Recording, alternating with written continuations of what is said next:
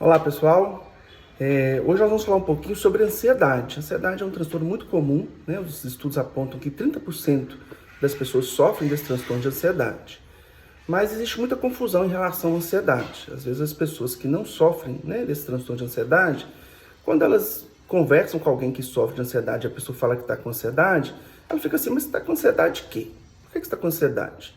E a pessoa ali fica sem saber explicar, porque a pessoa está confundindo essa ansiedade cotidiana, do dia a dia que nós temos, que é essa palavra que a gente usa de ansiedade, né? Quando a gente está com a expectativa de algo acontecer. Então, quando eu tenho uma viagem programada, então eu falo, eu estou com ansiedade, estou ansioso, porque aquela viagem ali vai acontecer daqui a uma semana.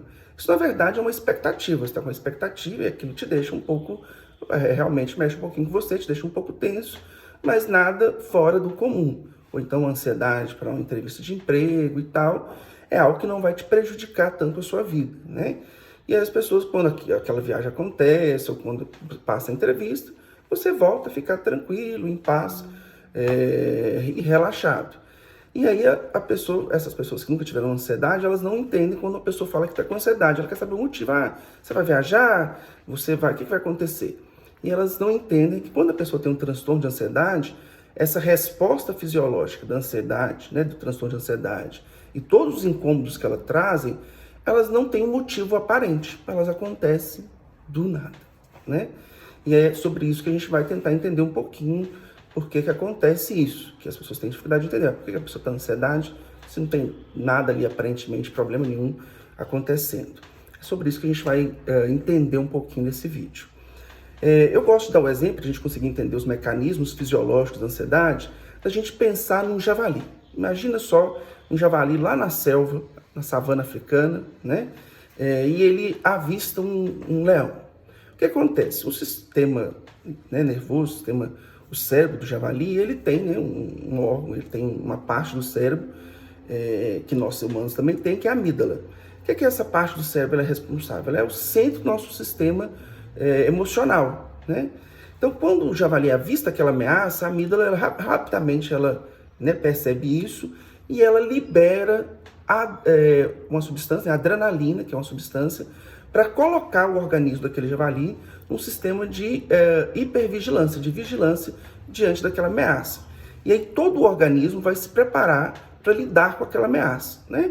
Ele vai se preparar ou lutando ou fugindo. Nesse exemplo aí, provavelmente, né, o javali, que não é bobo nem nada, ele vai fugir.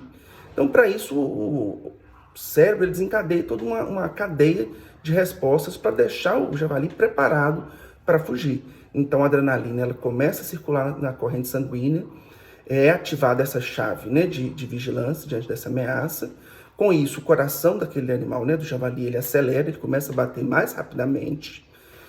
Os pulmões também se expandem, né? A pessoa começa a respirar mais rápido, no caso aí o javali, ele começa a respirar mais rápido, né?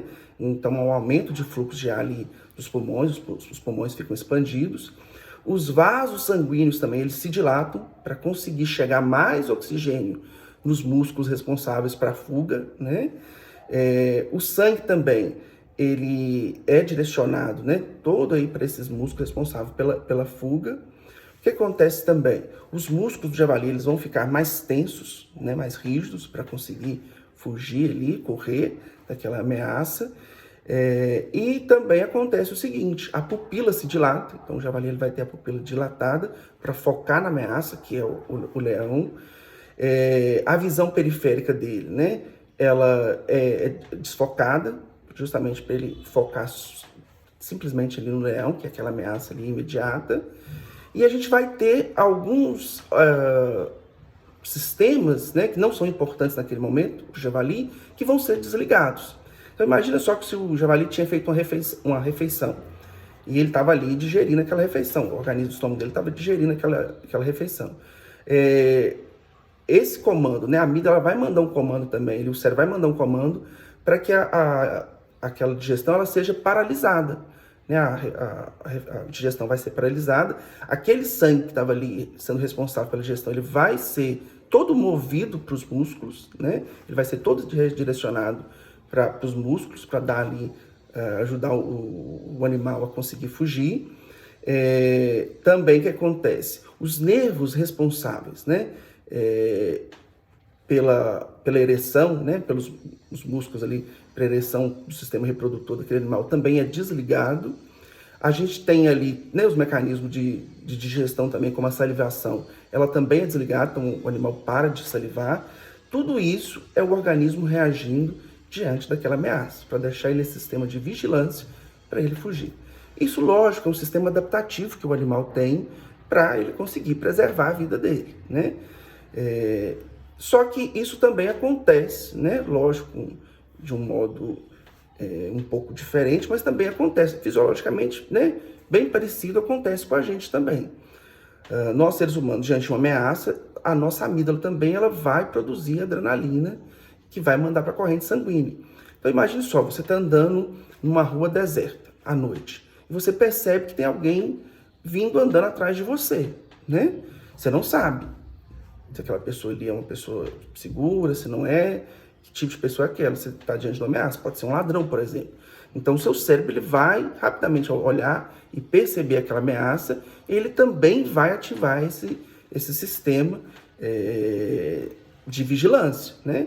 E aí todo esse mecanismo ele vai acontecer também, vai produzir mais adrenalina, seu coração vai acelerar, seus pulmões vão aumentar a circulação de ar, você vai respirar mais ofegante, você vai aumentar os passos, né? Então todo esse sistema que acontece lá com o javali vai acontecer com você. Então isso é uma resposta que a gente chama de uma resposta de hipervigilância, para você se preparar para lutar ou fugir diante daquela ameaça ali. Mas quando você chega em casa e você vê que aquela ameaça passou, o seu organismo ele volta, a sua amígdala para de produzir adrenalina e você volta a um sistema, um mecanismo de relaxamento novamente.